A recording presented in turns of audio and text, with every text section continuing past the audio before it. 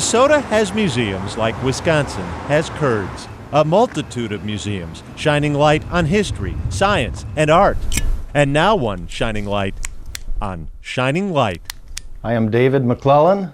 This is the Flashlight Museum, the only one of its kind that I know of in the world. In 11 years since he started collecting, I'm not sure, it's kind of like a virus. Dave McLellan hasn't picked up a flashlight that didn't turn him on. I started with one shelf in my office, and then I went to 2 shelves, then 1 showcase, then 2. About that time, people said I'd gone overboard. Ask Dave today if he's got a light, and he'll tell you he's got 2,000 of them. This is a self-exam dental flashlight. Dave has flashlights for do-it-yourself dentists. This is called a flash aid. Flashlights that can signal for help and stop the bleeding. We've got some gauze, some adhesive first aid tape, mercurochrome.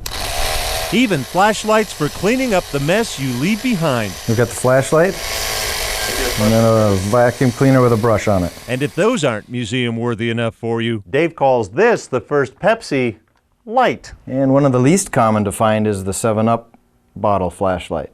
I just got this about a month ago. if Thomas Edison can get credit for the light bulb, These are eye goggles. maybe there should be a place that honors the man who made it mobile. The first tubular flashlight was made in 1898, and it was made by a gentleman called Boyd Huppert, who was the founder of Eveready Battery Company. Dubbed the flashlight because weak early batteries allowed for only a flash of light at a time, it became so popular by the 1920s, General Motors included a flashlight known as the Redhead in the glove box of every car. This particular one, because of eBay, is the highest valued flashlight that I have. Its value was around $40, $50. Then the market went up to $500, $600, $700 and higher. Dave opened his museum earlier this year at the lighting supply company he runs in Maple Grove. That's correct. Where smart employees have learned the way to a boss's heart is to share his interests. These are some early wood case flashlights. Bob Popp has started collecting some of the oldest models. I like the high-tech, later model flashlights. Quentin Schultz, some of the newest. This particular model here is a 6 LED flashlight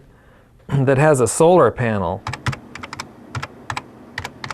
These are our most recent additions. While Dave's son Paul has been attracting the attention of other flashlight fanatics by putting his father's collection online. They're kind of like lurking in the underbelly of the world, but they're all over, and we get emails from all over the world. We are kind of known as the central hub on the internet for flashlights. Part of the reason Minneapolis hosted last year's National Flashlight Convention, which didn't exactly tie up traffic.